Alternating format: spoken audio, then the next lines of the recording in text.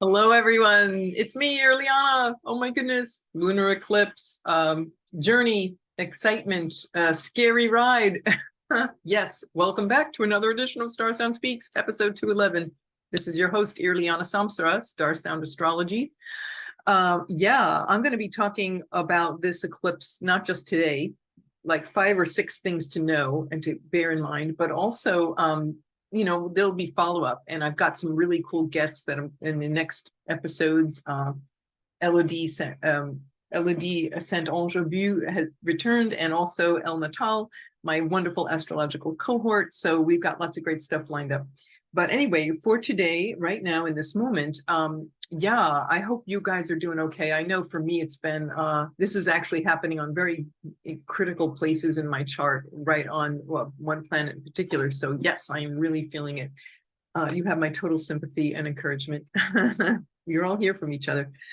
Yeah, journaling and dreams and downloads and letting go of things that aren't serving or didn't serve or you was serving and then no longer, and separation from that and going through those unknown spaces. That's all normal eclipse stuff. But anyway, this eclipse that's going to happen, which happens to be election day, right? Very interesting, is what we're going to really focus on today. Things to bear in mind, things that will give you some empowerment, some actual real world advice too, specific tools and remedies that we could use. All right, so the first thing I want to say is, before I get started, I have one of the things that was part of my journey, which is of course still unfolding. We have yet to, we're in that, I'm sure you can feel it, especially at night, the moon getting closer and closer to Uranus, where it will be conjunct for this lunar eclipse.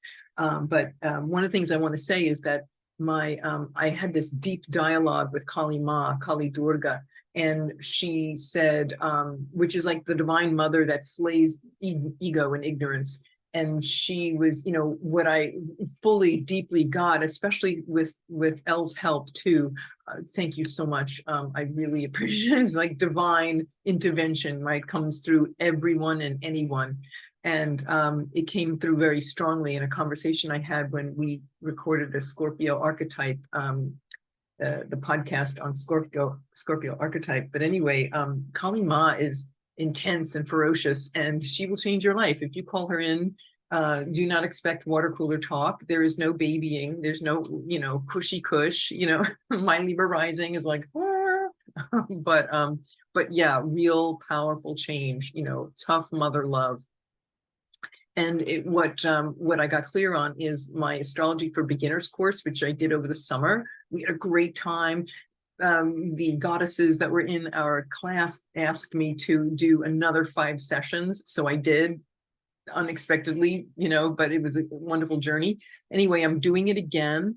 And I was going to wait. I'm like, well, no waiting. She said, no, do it now. It was like, bitch, please, get to the computer, hit the button and go. November 14th, Tuesday, November 14th. It's pretty close, right? It's only, what, 9 days away. We'll start our 5 power classes, but this time what's unfolding for me is this outrageous, it's like I'm really getting some major deep downloads around the future. It's starting to show up, like the future of my work in astrology and bringing in the more mystical elements, which is what was presented to me years ago when I had that mystical experience in the Akashic records, where I saw the name starsoundastrology.com, www. Lest there be any confusion, in flame letters. And so there is this cosmic component of my work, which has been, I know it has been dormant for many years. I needed to learn astrology, like I was guided to learn Hellenistic, which is a very deep dive, in the academic mastery of that. And then I knew that was one piece. Now there's this whole corner turning. So this class that I'm doing, you can go to the website and check it out. It's www.starsoundastrology.com, what I just said. And you, if you are feeling called to do this, because this is a course for people who want to get involved in astrology and want to learn, but it's very basic, so it's not going to be overwhelming. it'll give you the basics, but this time I'm weaving in, and I'm being guided to weave in the more mystical elements of my practice. So I'll talk more about that, in another podcast, but it's super powerful. And I have, honestly, it's still so unknown to me. Like, I have a sense of what it is, but as this eclipse unfolds and brings its messages and revelations, of course, more will be revealed to me. So I'm very excited about that. Yes, I go through scary hills, and I've been pulling out the rescue remedy a few times this week because it's like, but it's all good. And going through those fear spaces and purging, getting ready for these big paradigm shifts. So anyway, that's Astrology for Beginners, 5 classes, starts November 14th. Yay. And now we're going to just chat about the this lunar eclipse. It is at 16 degrees of Taurus. It'll be on Tuesday. Let me pull up the chart here. We can take a look at that. Okay, Astro Gold. And we have the transit. Yeah, here it is for Washington, D.C. As you can see, it is the moon. The main thing here I want to say is, first of all, we look, it's a Venus. Venus is the goddess of this eclipse because the moon's in Taurus, right? So Venus is temple. We look at, where's Venus for this eclipse? Well, she's in exile, combust, in her initiation, her goddess initiation under the beams of the sun, and in the underworld. So this is giving us the story of what's happening here. She's combust, she's in Mars's temple. Where's Mars? Out of bounds in retrograde. So it's like all hell breaking loose, right? All the conditioned mind is breaking down of what we think is possible with our minds. This is an outrageous opportunity here that I've been really reflecting on it for several weeks now. And it's not just about self-esteem and self-worth and about relationships and relationships to ourselves and intimacy and how intimate are we with ourselves and with others. Yes, there's all that. But, and setting boundaries and, where are healthy boundaries, what boundaries are going to support us for the future as we move into our power. Yes, it's all of that, but it's also so much more. It speaks to an unfolding over time because these are fixed signs, fixed axis, Taurus and Scorpio. So fixed signs, this is about a process that occurs. Yes, it's magical and non-linear and incongruent and sudden in eclipse season. However, the sudden change then, in the quality of the Taurus-Scorpio axis, it will unfold over time. So over the next several months, especially with a lunar eclipse, over the next 6 months, we'll see these things unfolding. We'll actually see it unfolding as early as December 22nd, because that's when Venus will be in, in Capricorn or so. She'll be out of her exile and away more than 15 degrees away from the sun. So she'll emerge as evening star. So she will be visible. And when she's visible, then all the work, she's in the oven right now getting baked.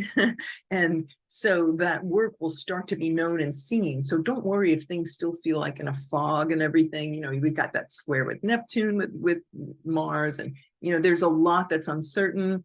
When we're in an initiation, we're in the ashram and our parents are at home rooting for us, but, they can't see what's getting cooked and baked, and we can't either. But by the end of December, we will start to see these things unfold. When Mars goes direct in January, another piece of it will unfurl.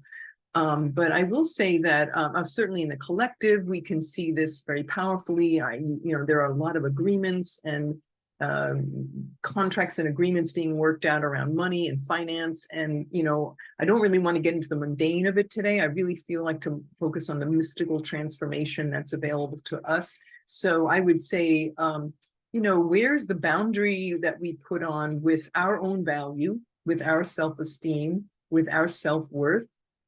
Where do we need to purge?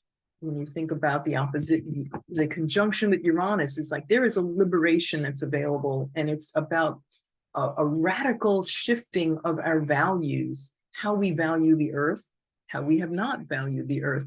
what needs to, embodying the change. You know, when Gandhi said, you must be the change you wish to see in the world, that is really kind of what, this is a piece of what the eclipse is holding up for us, you know, to step into. What's, you know, a lunar eclipse as opposed to a solar, the lunar is the moon. The moon in ancient astrology is the physical body.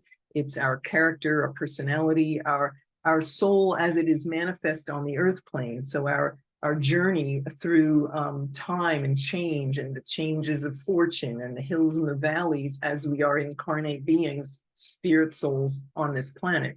So things having to do with home and security and mother and comfort and emotion, and how we are comforted, and what value systems may, you know, a shakeup in our comfort zone for sure. Uranus conjunct the moon, it's going to shake us up, right? It's already begun.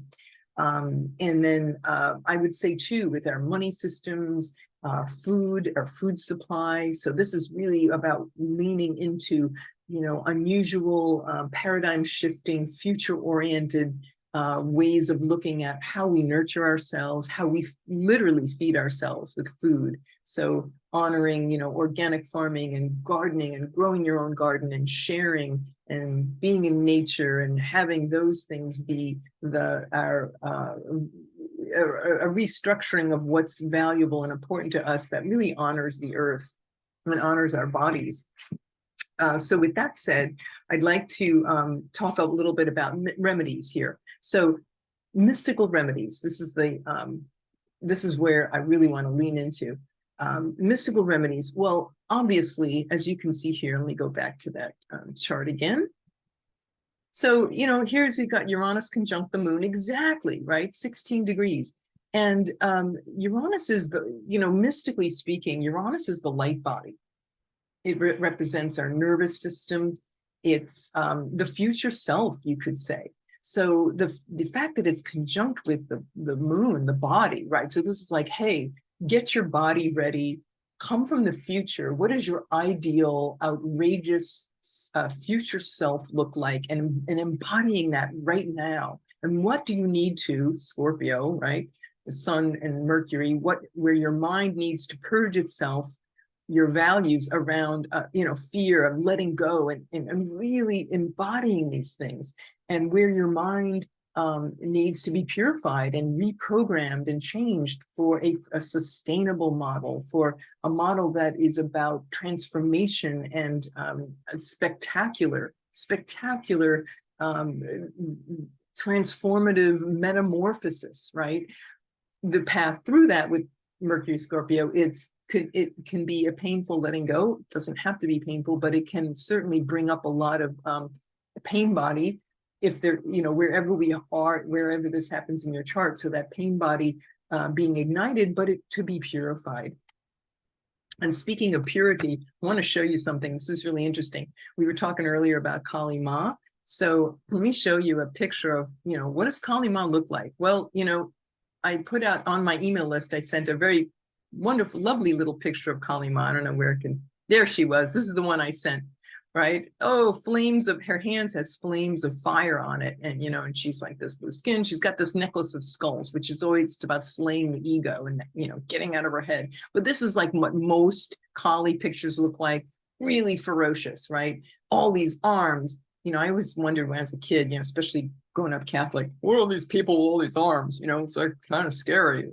Well, I would say perhaps it's the metaphor for the multidimensional self, or the deity aspecting and moving through so many dimensions and aspects of ourselves, of consciousness. Well, she's got a necklace of skulls. Sorry, guys, they're all men. Nothing personal, but let's face it, the ego is more rooted, you know, just how it is in the male, you know, they talk about the male ego. But anyway, it's anywhere where we're hanging on, we are not in our full authentic selves. She will come in and slay, right? But look at this, you know, the tongue hanging out, this ferocious, which she's not killing people, she's killing the ego. She's killing ignorance. And when that's gone, like in true scorpionic fashion, when all that toxicity is gone, whew, huge space, reprogram, regenerate. what I find really fascinating is, and I didn't know this, but I was just doing some research, before coming on, and what I found was, and I was shocked. I mean, I was this child of the '60s. Even though I was a little kid, I still was like fascinated watching all this from being in elementary school. But I'm like, wow, those people, man, I don't know what they're doing, but it's, I couldn't participate. I had to go to work. I had to go to Girl Scout meetings. I had to wear the junior uniform with the little green thing with the sash. And meanwhile, these people were, marching on Washington for peace. And I had math homework. But anyway, at least I could watch and see it on the news. Anyway, but what I want to tell you is, this is amazing. The Kali figure that I just showed you. Well, did you know that there was the rock band? There was a rock band that was very moved by Kali's devouring energy and of transformation. And here it is. The Rolling Stones, the mouth, the lips. I always thought it was Mick Jagger. I think maybe all of us thought that, but no, it's Kali Ma. So the lips, they actually commissioned, according to this story, that Kali was commissioned. It was in 1970, it says here, the Rolling Stones paid John, this is off of, by the way, thank you, props to thegrassagency.com, where this is. It said that in 1970, the Rolling Stones paid John Pasci, a student at the Royal College of Art in London, £50 to design a logo based on Kali's tongue for their upcoming record, Sticky Fingers. I remember that album. In addition to an interactive front cover featuring an Andy Warhol photo of a man's giant bulge and a pair of jeans, I certainly, going through puberty, remembered that one. The film also featured the tongue and lips logo. So that's where we first saw that. And they said that the real inspiration was not Mick Jagger's big lips. It was actually Kali Ma and the tongue that devours. So I just thought, hey, isn't that cool? Cool little anecdote there for today. But the devouring, yes, what will fall away in quantum fashion. Remember our words, our mantra here: magical, incongruous, nonlinear change. When goddess Kali Ma, devours your ego, it is incongruous. There's nothing linear about this. Transformation never is linear, right? But anyway, so some specific, before you wrap up, just some specific remedies here for creating and empowering ourselves and building the mystical mind. So Kundalini, when you look at that Uranus conjunct the moon, oh my goodness, hello, Kundalini yoga, breath work, pranayama, the light body. Breath will take you home. The breath will take us home. Om, H-O-M-E, O-M in the middle, Om, home. Literally, physiologically, when we do breath work, it changes the biochemistry of the body, which in turn, affects the light body. So it moves into these more subtle esoteric dimensions, the auric field, you could say, even connecting with our, higher self, Merkaba vehicle of light, call it what you will, but this is, these are very profound. Of using, the master is always a master of breath. So as we are becoming these outrageously fully confident light beings, the breath is a very, very powerful venue to take us home. I'm not going to be dogmatic about this. Find what works for you. Yoga, fasting, these are all really great practices, especially anything having to purge, green juice fasting, yoga, breath work, all of these things, even, holotropic breath work, get you into these transcendent states. Raw food. When I see also this eclipse really speaks to a lot about mental health. And, we know we have this opioid crisis. We have mental health mental health people, with the numbers of people that are depressed are at an all-time high in history. And so from the pandemic, from whatever, right? We've just been through a very rough 3 years. Well, here's how we heal our depression, right? All of these practices. will bring us into a higher state of being.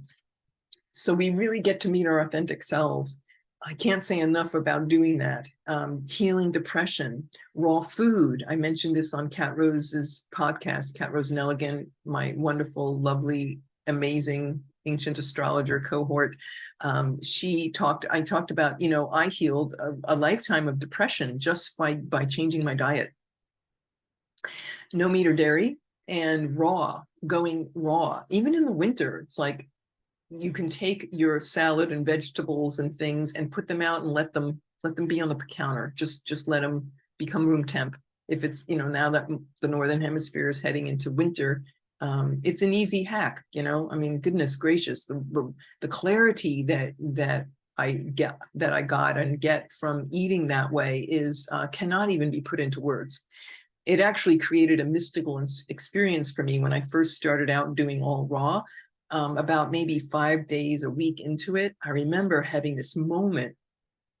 I was standing in my house, and all of a sudden this feeling came over me, and it was this enormous peace. And it just literally stopped me in my tracks. And I remember going, wow, I was going to head off and do something, but I'm like, no, I'm going to feel this. And I went over to my big armchair and I just sat down, and I just allowed myself to feel what that felt like. And I started to cry. It was that profound. And I realized maybe this is what Eckhart Tolle was referring to when he spoke about this piece. And he said, I think it was from the Bible, he mentioned it, quoting from the Bible, the peace that surpasses all understanding. And I literally had an experience of that. I truly believe that's what it was. That's what it felt like. So, and I knew intuitively the raw food, light, right? Trapped sunlight, chlorophyll. What's chlorophyll? Trapped sunlight. You're eating light. You want to talk about a transformed life and a transformed body, Uranus and with this lunar eclipse, Uranus conjunct the moon in Taurus. Yeah, food, raw food, raw live enzymes, fresh life into the body, embodying that life, embodying the light body. That will take us home. So that's what's waiting for us. Who wants me? Who wants ice cream? Me. That kind of ice cream. I'm gonna take gallons of it. So yeah, we're dissolving what we think is not possible. We're dissolving all that conditioning. When you think about Mars retrograde out of bounds in Gemini with the square with Neptune, it's like we're dissolving, and that this enables us. We could have outrageous feats, outrageous physical feats, overcoming the mind. There was a, I remember reading stories around, here's power of sound healing, crystals, right? There's another Uranus conversation, and Saturn in Aquarius making its final square with Uranus, right? This is the last eclipse, right? Well, we'll see that pretty tight square. And the light body and how crystal and crystal bowl toning will create that. I have years and years of experience in that, that I did for God, decades before I got into astrology. So I do speak from experience, and having witnessed absolutely miraculous healing in this regard, and the ability to create this, the light, literally the light body, the crystalline light body. It's outrageous. But what happens is, in a crystal bowl, I don't know if you know how this works, but my scientist friend explained this to me. It literally levitates your cells. It's like it draws them. It's the sound and the toning, and the crystal, the quartz crystal has gold in it. I didn't know this. Gold is an ormus mineral. It's one of these minerals that meet at the edge of consciousness. It's ORMUS, and it stands for orbitally rearranged monatomic elements. Not to get into all that science, but just saying that the ability to cross these thresholds of consciousness is what is available. And I think if any one of you, if you've ever, let me know in the comments below if you ever had any outrageous experiences with that, with crystal bowls and crystals, and because it's real. This is not woo. This is like the real thing. So this is a great invitation with the planets speaking to us this way, get rocking with it. And the idea of the crystal bowl and the levitating, right? The cells levitate. So as it does that, it rises, and it like the it shatters density, basically, long story short. So these are the exciting possibilities that await us. Do you want to lean into the heavy news and the down whatever? Well, do what you will, but I will tell you that I see outrageous things. If we look mystically into the chart of this eclipse, we can see some outrageous possibilities. So I hope that you will take advantage of that, and and purge. Kali Ma is with us. Call on Divine Mother, and she will help you. She will ride in on her Harley with the Mick Jagger tongue hanging out, and just give it to her, right? She'll take it. She'll take all of it. Anyway, that's all I wanted to say for today. I hope you enjoyed this and got value from it. Please do like, share, subscribe. We're so grateful for all of that. And I hope to see you next time. Leave your comments below. Let me know how you're doing with this eclipse, because I love hearing from all you guys. Okay, staristas, mwah, je t'aime. I love you all. This is Irlianna Samsara, StarSound Speaks, starsoundastrology.com. Thank you all for listening. Namaste.